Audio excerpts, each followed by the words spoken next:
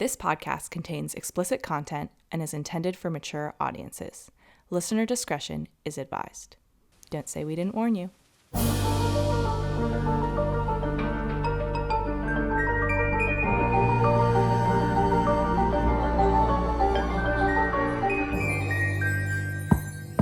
Hi, my name is Madison. And I'm Hannah, And you are listening to or watching Who's Knocking? a true crime podcast. I am very excited. We're here for part 4 of our Dennis Rader, aka BTK series. AKA the Poem Slayer. Yeah. What was it? The Garrote Phantom. Yeah. Anyway, they went with Trying BTK. super hard. Yeah, so I think we might just get right into it. Let's do it. I really want to know how he got caught. Yeah, and just yeah. what happened. This is the most fun episode. Yeah, because no one dies. Yeah, exactly. The murders are done. We can joke and laugh without feeling slightly guilty about it. Yeah. I don't even feel guilty. I just feel guilty about how it might be perceived, though, to be honest. Yeah, fair enough. But I do think that like you need to like be a little bit lighthearted about this type of stuff. That's the thing. Not because you think it's funny, but just otherwise it's just too much. Really crazy and serious. Yeah. I don't know. And I think, yeah, for sure, people can think that it's disrespectful and like, anybody can have their opinion. But I like for things to be a little bit lighthearted. Yeah, agreed. Not like comedy. Right. Like I wouldn't consider us like a comedy podcast. No, we're not. I don't think we're quite funny enough to be considered a comedy I mean, podcast. some people think, I don't know. People think I'm funny. Yeah, I think you're funny. Thanks. I think you're kind of funny. Yeah. I think it's hilarious. Yeah. But anyway, I just don't love listening to like really serious podcasts about true crime. I mean, if you do, you're probably not here. Yeah, and it's like everybody has a different preference. I don't think they're like one is better or one is not or whatever. Anyway, let's give a little generous recap. Thank you so much. You're so welcome. This is a joke that is never done. Probably nobody laughs at that because it's not funny, but I think it's funny. Yeah. Anyway, so last episode we talked about the murders of Maureen Hedge. Yeah. His very close neighbor. Yeah, and that's so very meticulously planned her murder during his Boy Scout outing. Right. Then he went on to Vicky Wegerly, who was younger and put up a giant fight. And I think that threw him off. And then her poor husband, Bill, was perceived to be maybe guilty of that murder for 18 years. Right. So fucked up. Where we come in, he's still under scrutiny. And then his last murder of Dolores. Yep. And that one went, besides the fact that he didn't know how to get into her house and he threw a concrete brick or like a cement brick through her window, it went absolutely according to plan, and like he felt very good about that one and like, thought back on it for a long time. I think that murder and how that went sustained him for a very long time. Right. Thinking about it. So after Dolores, Dennis started trolling all over the place. He liked to use this word trolling, and by trolling, he meant like creeping around, getting in his car, and like stalking people. And he did this outside of his normal hunting grounds. He thought it would be more prudent to do his projects far away from his home to avoid suspicion, especially after Maureen Hedge. Yeah. Throughout all the years that he was active, he stalked and planned to kill a lot of people that he never actually followed through on. And we know this based on a lot of his diary entries. Right. There are so many people out there who have no idea how close they came to being one of his victims. So fucked up. So many. He killed 10 people in the entirety, but there's probably, I would say, maybe hundreds of people. That's crazy. Because all the time, like all the years and years he spent not killing people, he was constantly stalking people. But he just decided not to kill them? Yes. And for whatever, and there was many reasons, like, okay, I'll give you this one example. Yeah, I want to know why. So in his journals and his confessions, he talks a lot about his old projects. One in particular was quite chilling. In 1976, one lady, there was a single mother with 2 or 3 kids who he'd been stalking and watching for weeks. One night, he decided it was time to kill her. He got all prepared and made it all the way to the point of walking up to her home, about to go in, when all of a sudden he started hearing a ton of sirens and police action going on. Oh. It turns out that it just so happens that very evening there was a gunman holding up the Holiday Inn Plaza in downtown Wichita. The fuck? And at that moment, all the police and everyone started flocking to it. And all the police presence and the sirens and everything spooked Dennis, and he took off. Okay, so that's like a coincidence that he chose not to. Yes, but that like crazy gunman ended up saving this woman and probably her children's lives. Like, Yeah. how weird is that to think about? That is really weird. And that woman doesn't even know who she is. Oh my God. How freaky is that? It's lucky. There was another woman that Dennis talked about who he was stalking and planning to kill. Mm-hmm. And she was like kind of overweight. He said she was maybe about 160 pounds, which pregnant is my weight right now. Yeah, so is like, that even overweight? I guess depends on a lot of factors. Yeah, but depends on he how described tall her you are, as I guess. that. Yeah. Dennis was pretty proud of this. He noted that she wasn't the usual for a serial killer victim, so he was proud of it. He's like, oh, congrats inclusive. Congrats on the diversity there, BTK. Wow. He like he was like, guys, I'm inclusive. He's like, yeah, like that's like not the average victim. Oh, she's a little overweight. Okay.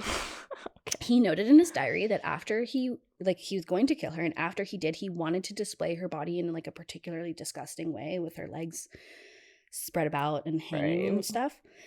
He knew it would be very difficult to move her given her size. So he purchased a very large hook and a pulley and a screw. Ooh, hate that. From a hardware store, and started carrying around these items with him, ready at any moment. But he never followed through. So weird. And it's like for weeks he's just going around with all this stuff. He's like, I'm going to kill an overweight woman. Why? And why not? I don't know. I don't know if it was like for the challenge of it, or if, like it was for the diversity quota. Yeah, like, probably that. It was like, probably that. But he like went through with planning it up to like buying the equipment, right, and then never did it. Okay. These projects of his continued after he murdered Dolores, and he called them projects. Yeah, right? yeah. And his meticulous cataloging of his intended victims in his journaling as well as his artwork is what sustained him until 2004. Right. Another thing that kept him very busy was his new job. Oh. Dennis had become a compliance officer for Park City, Kansas. Is that like a police officer? No. Is it like a mall cop? Yes. Okay. Basically. It is like a really like shitty version of it. It's a mall cop basically for the shout out whatever. Mall cops. Oh my God. That's such a dorky photo. You look so happy. Yeah. He's like, look at his Mountain Dew cup. That's upsetting. That looks like a bucket. Yeah, that's America. Probably drinks so much Mountain Dew. So this meant that Dennis got to don a uniform and drive around Park City being an asshole to people that he felt were not complying with the city's bylaws. Wow. And Dennis fucking loved this. I'm and sure. This job turned him into such a dick, too. Like more of a dick than he already was? He's a dick because he's a fucking serial killer. Yeah, but he's like, cool outside of that. Like he's nice outside of that. Yeah, in his life outside of being a serial killer, he's like a normal guy. Okay. And now he's a fucking dick and everyone hates him. And that's why he doesn't need to murder anymore, because he's got an outlet for it. I truly think that's part of it. This guy's so weird. Okay. So Dennis loved this. He abused the shit out of this position entirely.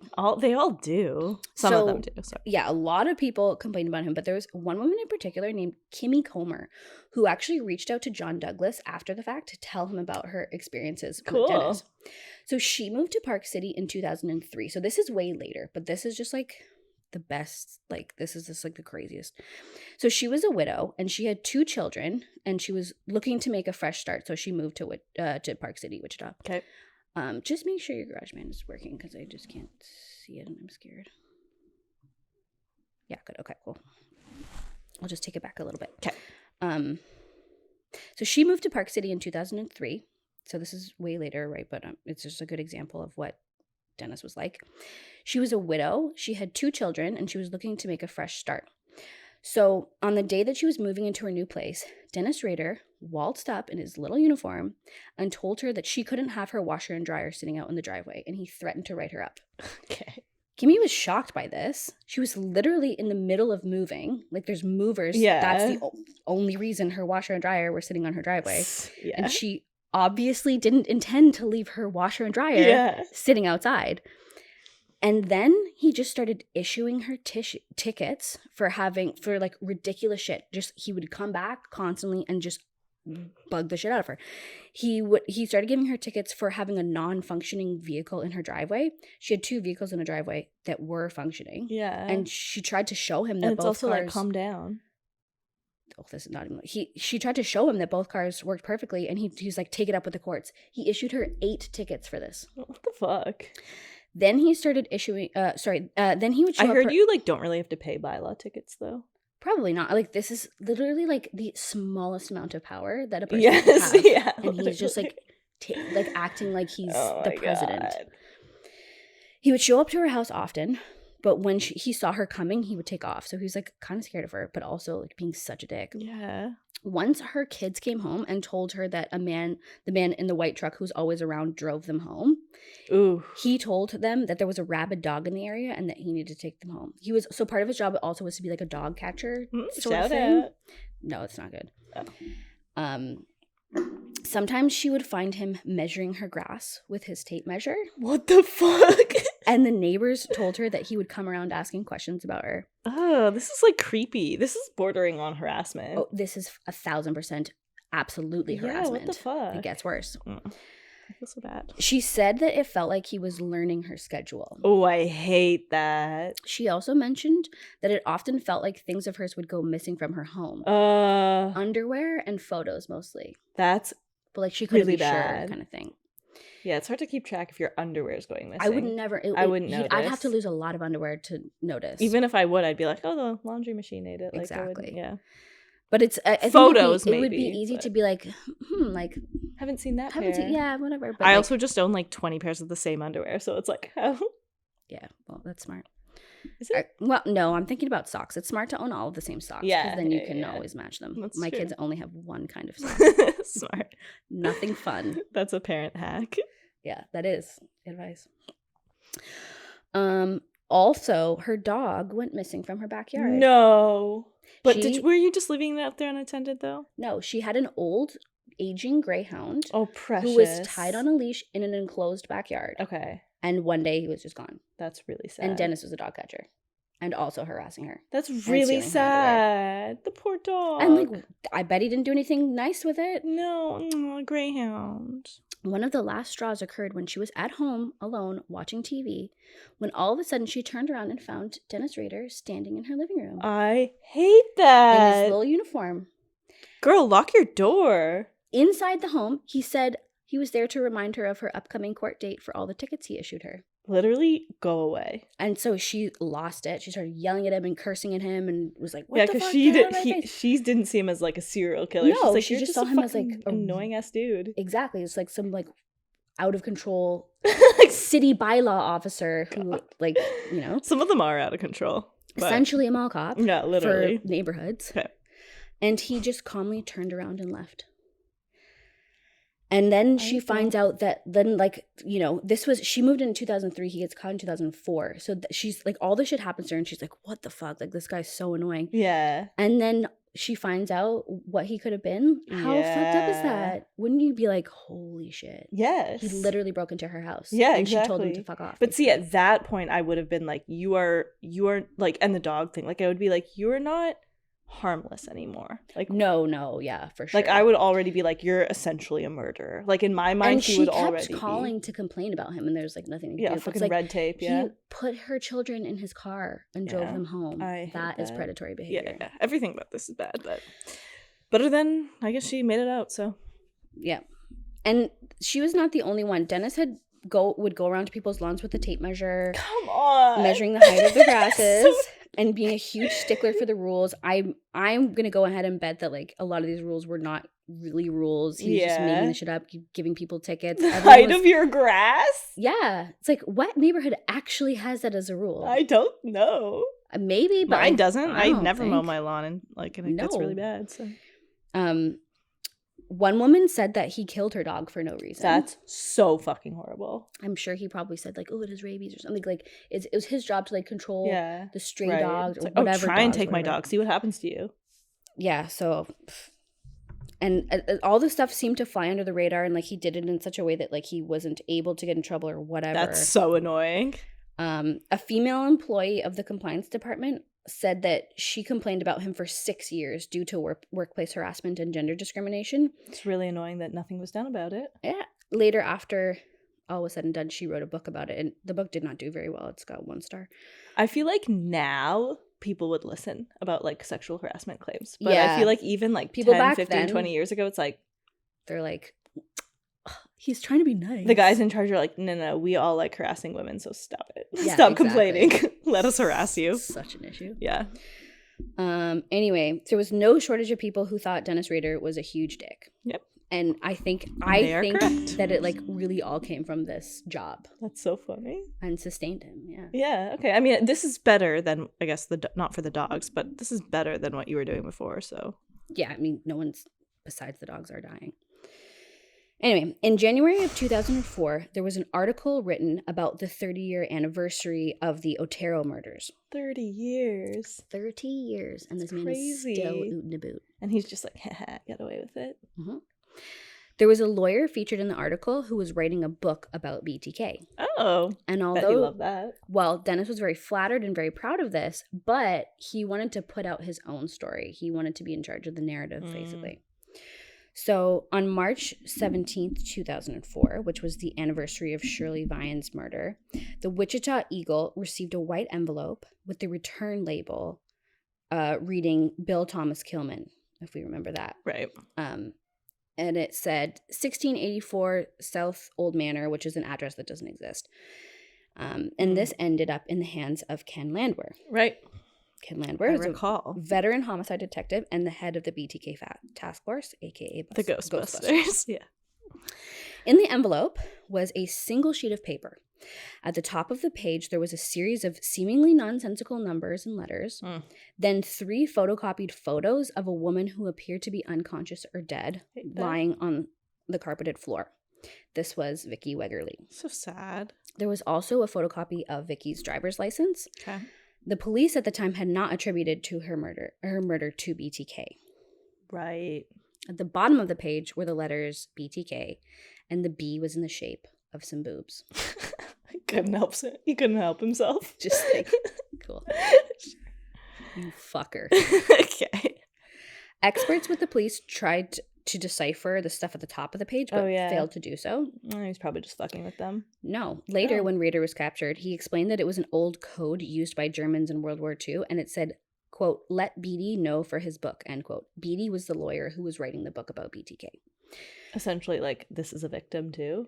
No, he's saying let him know that I'm out and about or whatever for his book, because he's writing the book. What did they think? He just, like, vanished off the face of the earth? Yeah, I think like he moved or whatever. Most of the time, I think the thought when a serial killer stops is that like either he went to prison for something else, or he died, or moved to a different area. Yeah. Okay.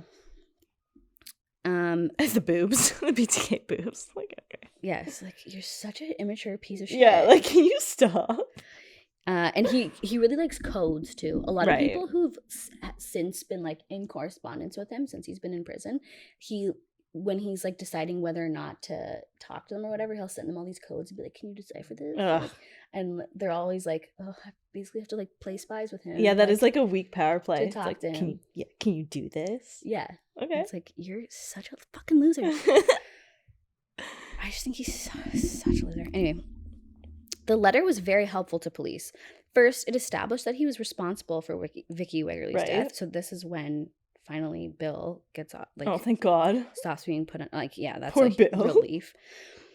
Ken had always had a suspicion that BTK could have been behind it, but now he was sure. After receiving this letter, the Wichita BTK task force began consulting with the FBI's behavioral unit to come up with a strategy to catch BTK.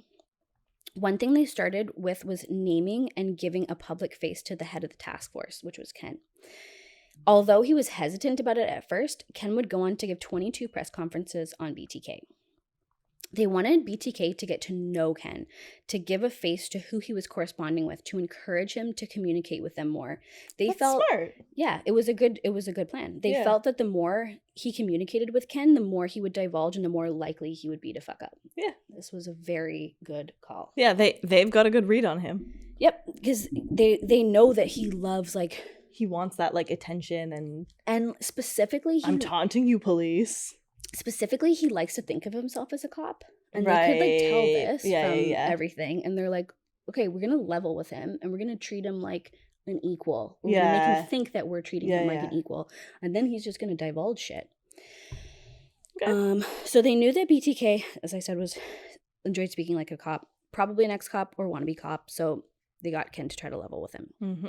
They also knew that BTK loved attention. Yeah. They felt that the more they stroked his ego, the more he would correspond with them. And in the few days after the first press conference, they opened up tip lines. And the tips came in fast. Thousands of them. Wow, okay. They also started DNA swabbing tons of local men, including a lot of retired police officers, who were not super happy about it, but too bad. With advances in DNA technology, they were also able to match the DNA from the semen stain on the blue nightgown found at Nancy Fox's home to the DNA under Vicky Wegerle's fingernails. Many people thought BTK had not been killing for all these years, but it turns out he had been, and they hadn't attributed those murders to him. On May 4th, 2004, another envelope was sent to Cake TV studio in downtown Wichita. Okay. This one had 3 pages. The first one was titled The BTK Story, and it included a table of contents. And the table of contents read as such. 1, a serial killer is born. 2, dawn. 3, fetish. 4, fantasy world. This really has his stupid signature all over it. 5, the search begins. 6, BTK haunts. 7, PJs. 8, MOID ruse. Oh, MOID ruse? Okay. 9, hits. 10, treasured memories. 11, final curtain call. 12, dusk. 13, will there be more? Oh, gross. So he's really gone far. So dramatic. He's written a table of contents. Yeah, but he hasn't written, like, the actual... Okay. That's like another Michael Scott reference when he's like, I could write a book on business, and Ryan's like, do it. And he's like, Michael Scott's book on business, like, more copies sold in the Bible. The parallels continue. Yeah, exactly. The second page had a word search puzzle that contained words like victim, serviceman, fantasies, lost pet, and officers. Yeah. So stupid. Well, search. I guess the lost pets, sadly. Yeah. I think. But it's like really giving away information here. The third page had photocopies of 2 ID badges, one from a local phone company and the other was from a local school district. I don't know what these had to do with anything. In June of 2004, another communication was found. It was a Ziploc bag and that was enclosed in a brown envelope, and it was duct taped to a stop sign on the ramp to I-135. Okay. Which is one of the interstates. On the envelope, it said BTK Fieldgram, and inside it contained a very graphic and detailed account of the Otero murders, as well as a sketch of a woman bound and gagged and hanging from a noose. The photo was captioned, "The sexual thrill is my bill." Okay. I do have a picture of it. Okay. Interested? Yes. It is. And this is all the while he's doing his annoying, like... And look, more boobs. More BTK boobs. Oh, yeah. So unnecessary. Okay. This is all the while he's being, like, a dick, doing his mall copying? Mm-hmm. Okay. On July 17th, 2004, workers at the Wichita Public Library found... Oh, and I guess he wasn't found in... we'll see what year he's found. I don't remember. Okay.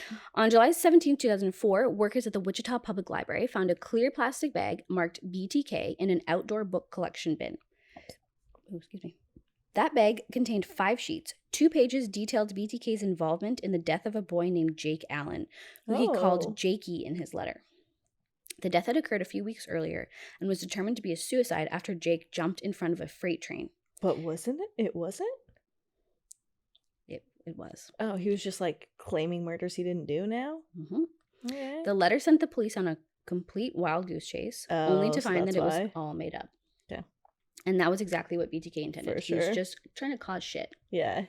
He's just trying to stir the pot. I guess this is a better way to get an outlet than actually murdering people, though, but it's still super annoying. It's very annoying. Yeah. His letter also mentioned that he had found a new potential victim, a woman that he was stalking and planned to kill in the fall or winter. This also had the police very afraid. Yeah. Then BTK was silent for 3 months. That really freaked out Ken. It had him thinking that he was spending his time planning the murder that he spoke about in his last letter. And every day Ken feared that he would wake up and get word that this mystery woman would be found dead. He really is fucking with them. Yeah. Like, that's actually really sad. Like, some of the other stuff is kind of like, okay, you're just being like, hey guys, call me by my name. It's no, like, he's trying to terrorize the community. Yeah. On October 4th, 2004, a UPS driver found an unsealed envelope in a drop box at the Omni Center in downtown Wichita. Okay. The envelope contained a plastic bag with another envelope inside. And on the outside, that envelope, it said BTK Fieldgram. So that's what he was labeling all these things. He's like, this is a Fieldgram. Number 5, whatever. Oh, God. Inside, that was a number of 3x5 cards. 2 cards had his uno dos tres theory, which was this like just stupid bullshit philosophical and mathematical theory of life where everything came in threes. And then there were 4 cards which contained his biography that police would later find out was just a bunch of bullshit that he wrote to throw them off. And again, that worked. So annoying. He just wrote a bunch of like facts about himself and shit. And so then they were like, okay, well, we don't know if this is real or not. But the police then used this and the previous letters to compile lists of traits and facts about BTK. Which create a profile? Well, it wasn't really a profile, but it was just like, we're looking for somebody who has an aunt named such and such, right, and who lived in this place at this time, but or whatever. It wasn't even true. Yeah, but they're like, if you find somebody with this information, they didn't know if it was true or not, right? But they just they're like, it's okay, like, how do you know if you should take them seriously or not? Right? Exactly. Anyway, they decided to go on it. Ugh, annoying. And they said, like, take this with a grain of salt. We don't know, but if anybody who fits all these things, let us know. Right. And he was probably just laughing. Yeah, exactly. He's literally just fucking with them. Okay. He's just being a dick. Yeah. On January 25th, 2005, a postcard showed up at Cake TV Studio in Wichita. The sender was listed as S. Killett, and the return address was the address of the Otero home.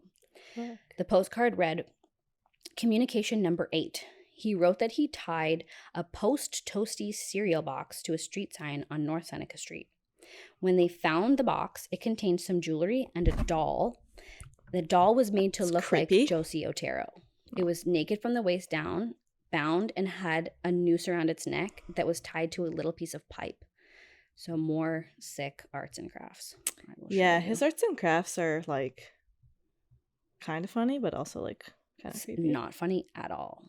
This one's like, not, but some of them kind of are. It's just like a grown man doing this. A grown man doing this is, yeah. That's why I'm like, he's a pathetic loser. Yeah. Like, there's no other way. Where did you get that Barbie? Probably like one of his daughters. Yeah, he probably just took one of hers, yeah.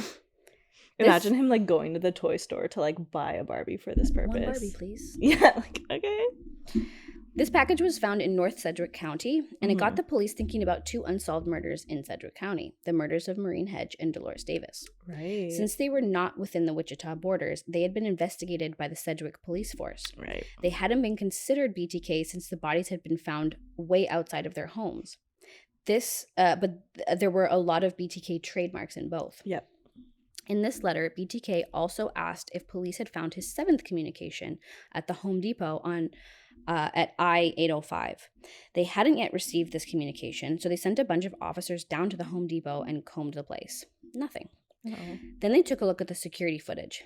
In it, they saw a man in an SUV pull up into the parking lot and toss something into the bed of a nearby pickup truck. The footage was so grainy and bad that they couldn't pick up any details about the man or either vehicles, though based on measurements, they were pretty sure that the SUV was a Jeep Cherokee. Okay. Is that what he drove? Yes. Oh, fuck. Okay. Then they went about trying to locate the item that had been tossed in the truck bed. They lucked out when they learned that the owner of the truck was an employee of the Home Depot, and he had found an old cereal box in the bed of his truck. Thinking that it was trash, he threw it away. And very luckily enough, the police were able to fish the cereal box out of the garbage bin at his home before it had been hauled off. It was a special case cereal box, and among the contents was a 2-page letter that talked about how BTK had a lair that was booby-tracked with explosives. Oh, come on. There was also a detailed list of all of his PJs or projects. Oh. And what would turn out to be the most important part of the letter was this. Okay. It was said, quote, "Can I communicate with a floppy and not be traced to a computer? Be honest. Under the miscellaneous section 494, Rex, it will be okay. Run it for a few days in case I am out of town, etc. I will try a floppy for test run sometime in the near future, February or March," end quote. So it's a little weird, but what he's saying here is like, I want to communicate with you over a floppy disk. Can it, like, if I do that, will you be able to trace it? Like, literally just asking. And he's saying, let me know by in the miscellaneous section, write Rex, it will be okay, if it will be okay. Right. Also floppy disks. Yes. And for those that don't know. Yes. For those of you too young to remember floppy disks, this is what they look like. I'll put up a picture. Also, like, when I was like a child, that they were like just going out of style. Like, I just learned about them, but then never really used them. We used them so much. When I was in like grade 3, 4, 5, we had at my school, we had, like, if you wanted to play on the computer at lunchtime, you could like pick up a bunch of floppy disk games. And okay, I don't think I did, but also, like, just taking the name floppy disk, yeah, like, that's what they're called. So such weird. A weird name. Okay, who named that? It's very, like, not technical. Well, remember the dongle? Yeah, but that's not actually what it's called. It is. This is a dongle. This is a dongle. Okay. Or something else, adapter, whatever. Yeah. Anyway. If this was a sincere request, this was huge. It meant that BTK had actually begun to trust Ken Landwehr, and it was exactly what they had hoped for. Right. And floppy disks are, in fact, traceable. Okay. Surprisingly. Every time you put a floppy disk into a computer, it copies the computer's information onto said floppy disk. Everything's traceable on computers, I feel. Yeah, it just, like, if you look at a floppy disk, it just looks like such, like, a not... Yeah. Like, so untechnical. Yeah. You know? They're kind of cute. So Ken placed the ad, just like BTK had asked, telling him that it was safe to send the floppy disk. And it's like, really? You're going to believe that? It's, like, shockingly. So wow. Dennis Rader read the ad and trusted this information to be legit. Wow. Because apparently he's a fucking idiot. So Dennis had recently been elected to become president of his church. There, if only they knew. Yeah, there he had access to a computer and all the floppy disks in the world. Okay, I can just picture him all the with floppy disks he could ask for. So many floppy disks. One day, after typing up some church stuff onto a floppy disk at the church, he took the disk home. He deleted all the church stuff from it. I don't know what it was, and he typed out his next message. And the just because message, he was too lazy to send it in a letter, he'd rather send it on a floppy disk. I think he wanted to start sending more, like, images and shit, like, in, like, computer up. I know that he's like, we have computers now. So he was, as it was the time of computers, yeah. Right? And so he was starting to go through all of his, like, he had a lot of crafts. Yes. He wanted to keep them, and he wanted to start cataloging them on the computer. Bro. So I think this was literally him just, like, trying to incorporate technology into his literally life. Okay. And so he's like, yeah, like, let's sure check this up. But he's like a dad trying to figure it out. Literally, yeah. Shout out the dads that actually get it. My dad was like an IT guy. Yeah, so my dad, like, too. He actually knows computer stuff. But it was, I remember as kids, it was always like, oh, we have to go over to, like, Aunt Joanne's house so Dad can fix her computer again. I remember doing that so many times.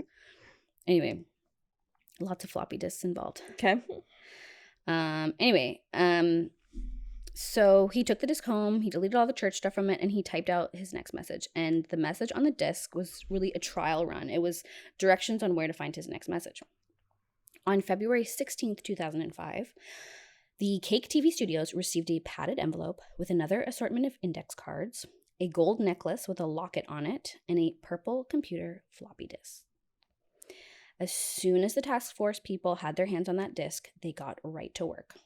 It took mere minutes for the police computer guy to open the portion of the file which stated that the creator of the file was someone named Dennis, and that the owner of the computer was listed as the Christ Lutheran Church. That's so easy. Wow. Then a quick Google search to find the Christ Lutheran Church had a president named Dennis Rader. Oh my God. Boom, got him. Wow. Can you literally 30 years, over 30 years, this man has been on the run. He got taken down by a floppy disk. And he got taken down by a purple floppy disk. It was purple. Wow. Like, this is why, like, this man is intelligent. He knows what he's doing. He's meticulous. He's organized. But he's so stupid. Yeah. This is why there's, like, not so many serial killers these days. It's easier to catch them now. Yeah. Right? As soon as they try to get online. Wow. So they got some information on this Dennis Rader guy. Okay. They found out that he lived in Park City, that he'd been living in the same house for the last 33 years, that he was married to one woman the entire time. They looked into his work and career history. Currently, he was a city regulation compliance officer. Mm-hmm. He drove around nitpicking at people for not complying with city regulations. He wore a uniform like they suspected and ran around town pretending to be a cop. They rolled up on his house and found a black Jeep Cherokee, which matched the Home Depot parking lot footage in his driveway. Ken and the boys really wanted to get him right then and there, but they knew they had to gather more solid evidence. Okay. So they started tailing Dennis Rader. Like they didn't have a real excuse to arrest him yet. Yeah, because we know that the DNA was like matching up, but they hadn't matched it to Dennis. Right. They had matched it to like this, to like the Otero murders, which BTK had claimed or whatever. You know what I mean? And, you know, you for something this big, you want to have all your ducks in a row before you go about arresting someone. Plus, they didn't know that if, like, they were like, he could be setting up this guy, this Dennis Rader. Right. Like, we're not trusting him, right? Because it seems so ridiculous. Yeah, it's like, really? Exactly. Okay, that's funny. Because, you know, he's been trying to trick them for months, right? Yeah. So they wanted to approach us very slowly and carefully. Okay. I guess it was, I don't know if it was just like before the time where they used, you know, now they like trail people and it's like someone smokes a cigarette and they take their DNA or whatever. Right. They wanted his DNA. But they didn't do that. They wanted to match the semen stain in the tissue found under Vicky Wegerle's fingernails. Gross. And they figured the best way to do that was to obtain a family member's DNA and get a familial match. Interesting. The police were hesitant to go into a medical office asking for DNA, afraid that it would get around and that Dennis would get tipped off. But they found out that Carrie, Dennis's daughter, went to Kansas State University, and that was far enough away that it wouldn't arouse suspicion. And it turned out that there was a clinic at this university. Members of the task force drove out to the university and got the clinic to hand over Carrie's medical records, which indicated that she had recently had a pap test done there. Wow, okay. They confirmed with the clinic's lab that the vial containing the sample scraped from Carrie's cervix was still on file there. So the next day, they showed up with a court order for the vial and brought it back to Wichita, where they confirmed that Carrie Rader was related to BTK. Wow. How weird is that? It's like, we got a little piece of your cervix. We know you're related. Like, that is weird. It's kind of weird. Okay. On February 25th, 2005, they set out to arrest Dennis Rader. They had been studying his routine and knew that every day at 12:15, he left work and drove home for lunch with Paula. So weird. It's like so weirdly wholesome. Yeah, that is wholesome. Poor Paula. I feel so bad for Paula. On his way home that day, they snagged him. They brought a ton of guys just in case he decided to go down with a fight, but he did not. Yeah, of course not. Dennis he doesn't know how to fight. No, anyway, I won't keep saying. Yeah, there's nothing wrong with not knowing how to fight. It doesn't make you it's just, you know. For him, he's just a murderer, though. Yeah, it's like, come on. Can't fight. Yeah. Anyway, Dennis Rader was calm throughout the whole arrest. Too calm. Oh, don't like that. I mean, he just was too calm. He knew exactly what he was being taken in for without anyone saying a word about the murders. And all he said was, quote, "Tell my wife I won't be home for lunch. I assume you know where I live." End quote. Oh. Menacing. Yeah. They brought him into the station and Ken Landwehr sat down with Dennis, and he brought in a guy from the FBI. They wanted to show Dennis how seriously they were taking this all. Loved that. Yeah, so they figured that they would like stroke his ego a bit. They made it seem like we need the FBI for this. We need to bring in the boys from the FBI because like this is such a big deal, which it was. Yeah, but like also he loved that. Yeah. The interview lasted hours. Of course it did. And it wasn't too far into it that Dennis finally admitted that he was BTK. And then he talked a lot. Oh, shocker. One thing, this is hilarious. One thing that Dennis could not get over, and he was pretty ticked off about, was that Ken Landwehr had lied to him about not being able to identify him off the floppy disk. It seemed that he truly believed that Ken and him had created some sort of mutual relationship. Of course. What they had planned. Yeah. And that involved a certain level of respect. Yeah. And he was genuinely upset that Ken had lied to him. Bro.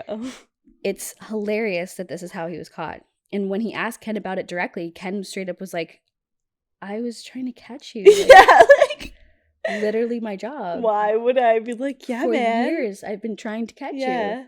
Yeah, the floppy disk won't be traced. Like, why? Yeah, he was like, you said you couldn't be traced. Like, yeah. That I think is such an indication of his narcissism. It's like, this is like how Gary Heidnik was like, you know, he let Josephine go because he truly believed that she was like in love with him, right? Like he truly believed this man doing press conferences whose full ass time job was trying to catch you. Yeah.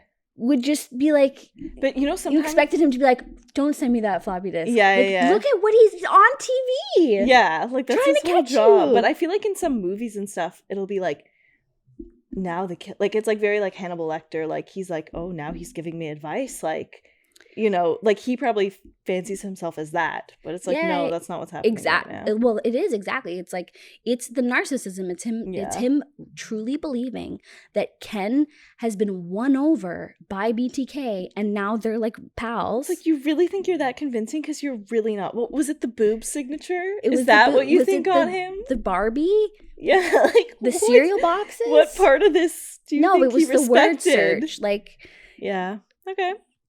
But it's I think that tends to happen with a lot of these killers is their narcissism gets them in the end. Yeah, they buy into their own hype and they believe that they are infallible. Right. It's like Ted Bundy, like being his own lawyer or whatever. It's like, dude, look what you've done. Yeah, like you're literally not a lawyer. Nobody thinks that you're like he did have all those like little girl fans or whatever. True. But it's like you really have to buy into your own hype to be that delusional. Yeah. Delusional is a good word for him. It's so delusional. So Dennis went on to speak with Ken for over 30 hours. Wow. And it was absolutely nauseating. He showed zero remorse for any of his crimes. And he discussed in excruciating detail everything that he did to all 10 people that he killed. And I think that he really enjoyed that session. I'm sure. Excuse me. Then he told much attention on him. Then this is all he wants. You're gonna like this. Okay. Then he told the police where to find what he called his mother lode. Oh, he told the crafts. He told them all the hiding spots that he had for his journals and crafts, and it truly was a mother lode. I can imagine. 30 years worth.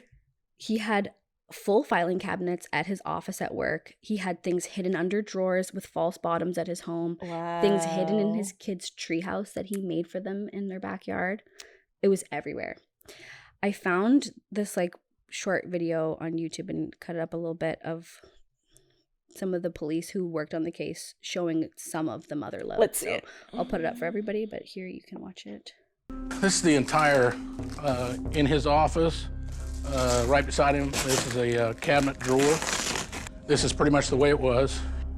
He has several 3-ring binders, but the most important one is this one here. It is called the communication book. He has cataloged the communications as he sent them to us. He used these books and these files to document pretty much everything he did over the years. And he wanted to keep them, obviously, because he didn't want them getting out. He wanted to keep them close. However, Guys like this, I guarantee you he's read through these, he's looked through these books hundreds of times because that's how he continued his fantasy world. And he was comfortable with it being in his locked office at work so that he was the only one who had access to it. And he was pretty cantankerous at work, so I mean, people didn't mess with his stuff because he was just he's kind of a nasty guy and very unpleasant individual by all accounts. He would prepare a book like this, and this is what he'd take. He'd set this beside him when he was driving around. And this is prepared for just so he can fantasize. He tells you where he got the picture. He has the picture and how he's named the person. And then the actual ones of these were actual colored photographs, and some of these he would actually lynch. This is how he would have one of these little books here, and he'd have this set beside him, and he'd drive around at work, and he'd even note to himself that I have, he called this model, here is, may I wrap Sparky in your hair.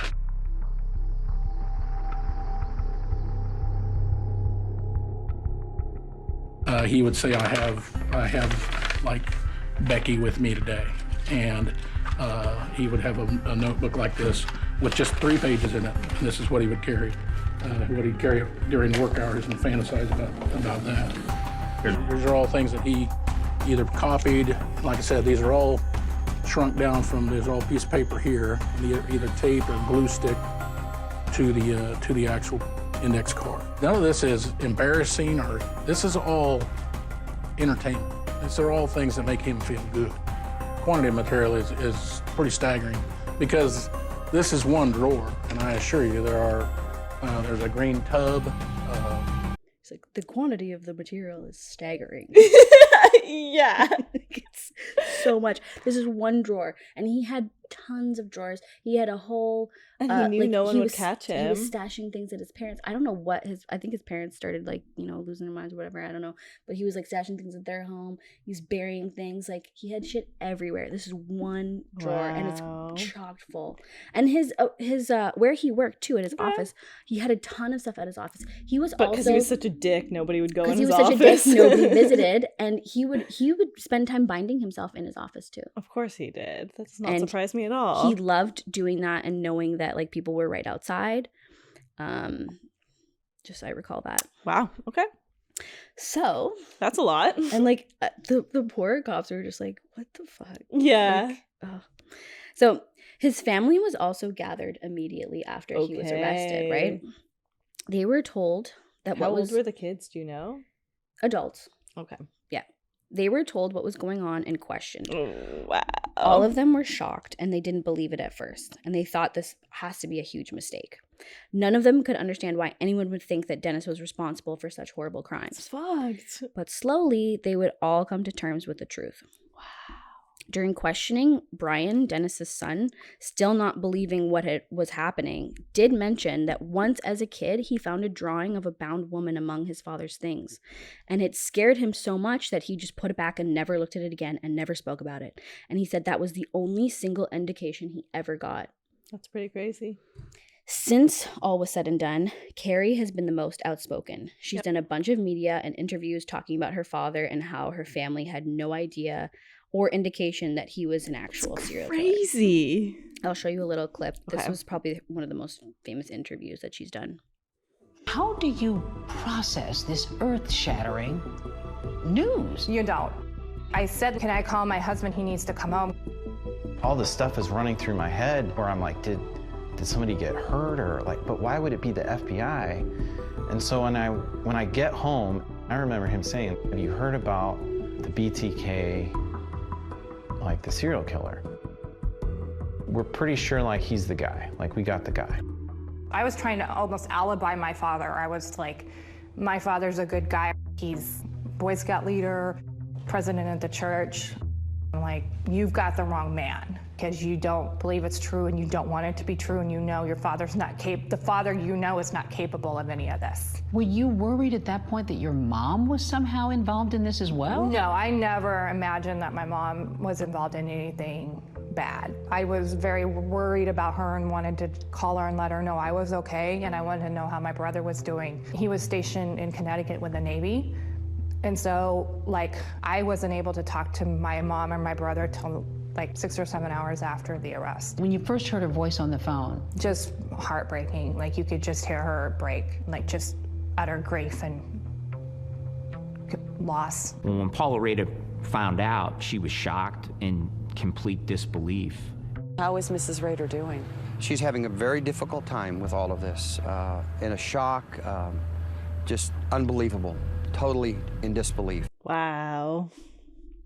And there's tons. Like, if you're interested, just go on YouTube. There's a lot of interviews with Carrie. That's cool that she talks about it. Yeah, well, she's very into like Twitter and stuff, and I think that she went through like a very hard time of like trying to deal with this. Yes. Not wanting to talk to him. She did correspond with him a little bit. Oh, interesting. So Brian corresponded. So Paula, and I'll kind of skip ahead at the end, but Brian has had some correspondences with his dad in prison. Interesting.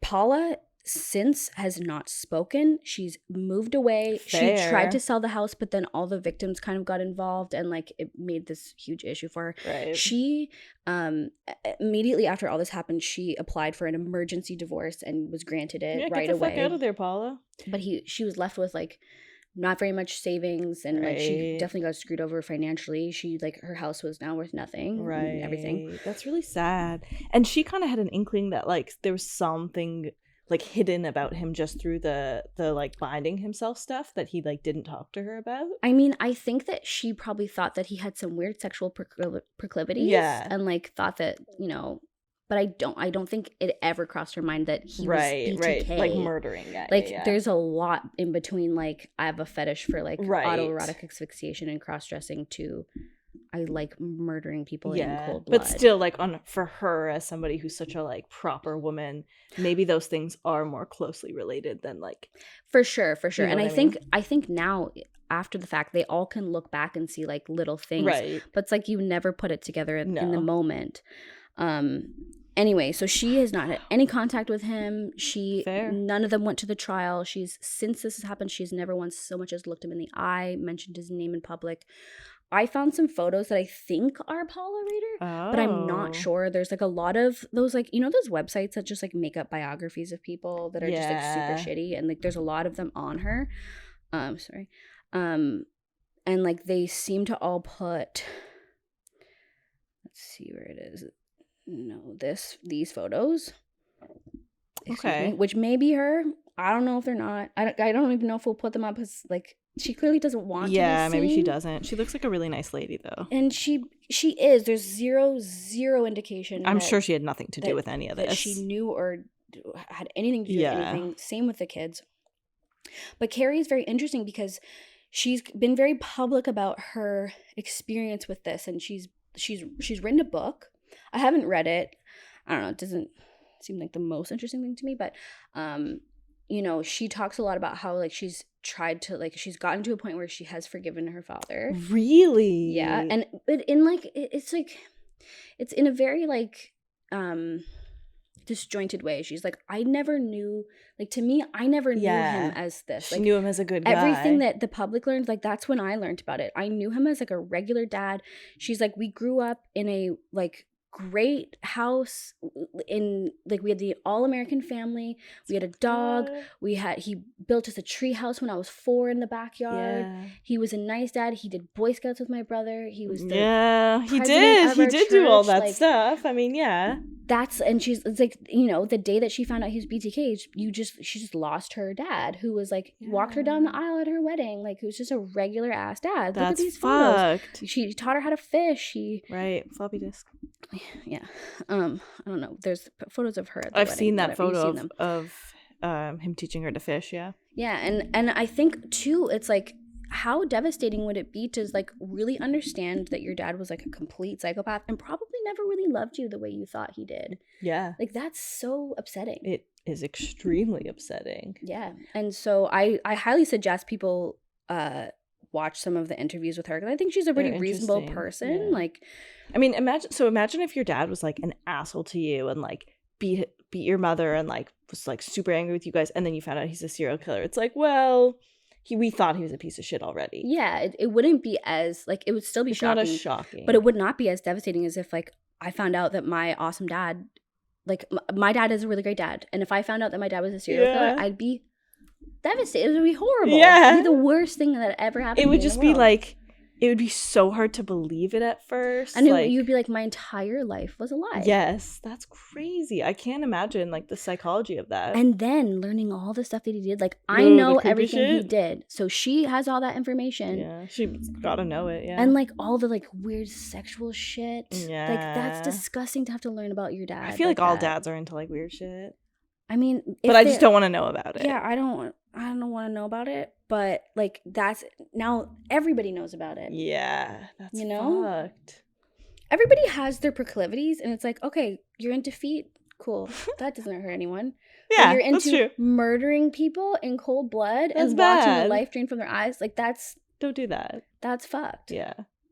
That's horrific. Yeah. And like to think, and it's just like, to me, it's like, that is the most selfish thing in the world, to be that type of person, and then to have children, and like to, like, they have to. Yeah, but of course he's fucking selfish. Like, he doesn't give a fuck. Of course. Wow. I'll just quickly tell you too how the proceedings went. So, okay, tell me. Yeah. So Dennis waived his right to a preliminary hearing. Oh, interesting. He was like, "Fucking, I'm caught." Well, a preliminary hearing is just like, do you have enough evidence to go through with it? And it's like, yeah, a lot of people waive the right to it because it's like, yeah, there's like, he knows there's enough evidence. It's going to be evidence. He initially pled not guilty. Oh, stop it. And then 2 months later, he switched to pleading guilty to 10 counts of first-degree murder. Wow. Yeah. Later, he went on to provide explicit details to the court about each of the murders, and I'm sure he loved every minute of it. I'll put a couple clips in here, but you can find it all on YouTube. It's like his last, like, he's like, all right, I'm caught. Let me just revel in it one last time. Yeah, he clearly loves being like, this is what I did. These are my fantasies, and I had these sexual proclivities. You showed me some of the. I trolled around. You showed me. That's a really. You do a really good BTK. I don't even know if it's good. It's the like talking out the side of the mouth. You showed me these videos and it's like. A baby, see? Yeah, exactly like that. Like you can see the barely repressed smile when he's talking. Yeah, he's like trying to hold it in. He's like, oh, so I did this. Like, yeah, it's really annoying. Yeah. So, having committed the murders before Kansas reintroduced the death penalty in 1994, Dennis was not eligible for the death penalty, which it makes me actually wonder. I'm just thinking this now. Maybe that's why he stopped. Like, maybe he took that into account. I wonder. Like, he knew that, and he was like, yeah, fuck it. Well, he saw, like, the death penalty come back into play, and he's like, no, it's a good time to stop murdering. I'll just put all my time and effort into being a city compliance officer and being a dick over here. Yeah. I don't know if it saved his life. Because he would have this would absolutely be death penalty for sure. Instead, he received 10 consecutive life terms in prison for a minimum of 175 years without the possibility of parole. Okay. He is currently 77 years old and residing in the El Dorado Correctional Facility at El Dorado, Kansas. Oh, so he's just in chilling. El Dorado, Kansas. Yeah, he's still living there. Dennis's family has been quite. Oh, and I kind of went over the family stuff, but yeah, and I read John Douglas's book. Since that whole thing, many people have interviewed him. He has been open about stuff, but you never know what he's telling the truth about and what he's not. Clearly, he loves the notoriety. He loves like being in the media and whatever. But for the most part, I think people have pretty much forgotten about him. I mean, the internet, people like us will talk about him from here and there, but he's not in the news. He's not. No, I've not heard him in the news at all. He's not doing stuff. It doesn't seem like he's like doing anything in prison to get himself in the news, and he can't apply for parole. So Carrie is kind of she That's had a true. book. Shout out Carrie. Her book is called A Serial Killer's Daughter: My Story of Faith, Loving, and Overcoming. Okay. And yeah, that's out and about if you're interested. And that's basically the story of Dennis Rader, aka BTK. Wow, taken down by a floppy disk. By a purple floppy disk. Okay. That's pretty crazy. Never made it in our day and age. Yeah, that's the thing. All of this. He reminds me so much of Russell Williams. Yeah, I think he has a lot of the same like sexual proclivities. And even just the cataloging, Russell Williams did it all on like a tiny little drive that we all have now. Mm-hmm. So if this was like 20 or like 10 years later, he would have been that. there were so many similarities. There's the cross-dressing, there's the breaking and entering. Like Dennis also started like kind of like weird loserness, but like loving uniforms. Yeah, there's the whole military thing, the meticulousness of their lives, the voyeurism, the stealing underwear and stuff. Yeah. Like, and the like sheer amount of like evidence they kept. And even the way they talk, like the way that Russell Williams talked, he's not as much of like a gloating douchebag as Dennis, but the way he talks is very like, yeah, I did this. Like it's bro. I think that Dennis Rader was a lot more narcissistic than Russell Williams. Yeah, Russell Williams was more secretive and compulsive. Yeah, and he did seem, I do think that Russell Williams had some like genuine shame about it in the end. Yeah. And I don't know if it was like because he was sorry he got caught or if it was like embarrassment or whatever. Yeah. But he way more like he like apologized and he did show whatever type of remorse. Yeah. Remorse. And well, you know what though, Russell Williams is Canadian, so like it's true. That's true. He is the Canadian version. Yeah. But yeah, Dennis Rader has like never shown any remorse. He clearly does not give a shit. He has cried a couple times actually. About what? Just while confessing? I forget what. There was like certain. I'm surprised he's capable of such emotion. I forget what it was for, but it was like then when asked about it, it was like, you know, it's not like a regular human crying. It was just But. And he's had a lot of the correspondences. He's had letters and stuff with Carrie. You can find them online and stuff. And he's like draws lots of pictures and like. Of course he does. You know, it's so weird seeing him be like, "How was the holidays?" And it's like he's trying to be like a regular dad. And she probably craves that too, which is so sad. Of course, and it's so sad because it's like, yeah, you want your dad. Yeah, of course. It's such a messed up like, and that's the thing. Like, you could never like judge her because it's like no, you don't know. I don't like Carrie, not at all. Like, how Carrie, could you like? What would you do in that situation? And it's so interesting too how like all the family members like were so different about it. Yeah, and everybody just like. But a lot of people like sympathize even with like someone who like actively abuses them, because you just need that like relationship. Like even if it's like the worst dad ever, you still want them or to it's like all you know. Exactly. Yeah. So for her, like I get it. I definitely don't blame her at all for wanting to forgive him or whatever. But well, that's crazy. Yeah. So that's that. That's our 4 parts. That was really interesting. Yeah, isn't that it's like such a fascinating yeah, it's a unique story. Case. Yeah. And I can't believe too, like I remember watching some sort of documentary years and years ago, but then never looking back on it and never really deep diving into it. And so getting really into this was fascinating. And I would recommend John Douglas's book. Just always legendary skip author. The first like couple paragraphs of every chapter because every chapter is like he just like talks about himself. Yeah. I mean, if you're interested in that. But I've definitely heard. Oh yeah, you love him. Yeah. J-Doug, yeah. I definitely like heard the initials BTK and I was always like, oh, this like super creepy guy. He was like this like sadistic guy. But when you actually get into it, it's like, ooh, he was like quite the pathetic loser. Yeah. Yeah, like so he is scary. He is scary. Now that you've listened, what is your rating? I still think he's like, I don't know, like I forget what I said for Russell Williams. I wish I could remember because he's like on that level for me, but like I'm really scared of home invasions. Like that's like a really scary thing to me. It is. It's terrifying. Yeah, like that's like basically like a 10 to me. Yeah, anything with that is like already. I live in a high rise, so I'm really not. That doesn't really.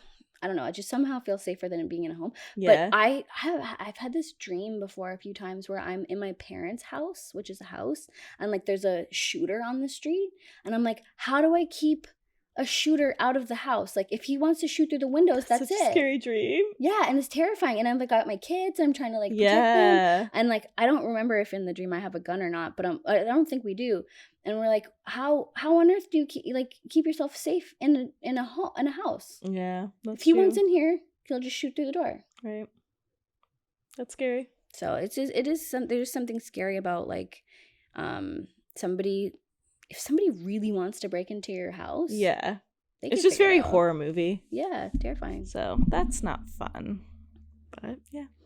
I still put it at 9, but I think it's 9 basically or 10. the same. Yeah. Yeah. So that's that. Please reach out. We are on Instagram at Who's Knocking Podcast, Twitter at Who's Knocking Pod. Send us an email, hello@whosknockingpodcast.com. I'm gonna figure out TikTok. We filmed this in the same day as the last episode, so still at the same place I was last week. But follow us on TikTok. Let us know about BTK specifically, and let us know about, like, this is probably the most popular case that we've ever done. Like most well known. Yeah, I'd say so. That might be right. Paul and Carla was pretty well known too, but it's more of a Canadian vibe. I don't know. Yeah, I think they're more well known in Canada, I think. I really like doing this type of thing. It's fun. And like the cases are just much more fascinating, and there's so many more details and stuff, I think I generally find, and you can get into a whole book or whatever. And let us know what you think in the comments and everything. We'd love to hear from you. And please, for the love of God, stay safe out there, because you never know who's knocking.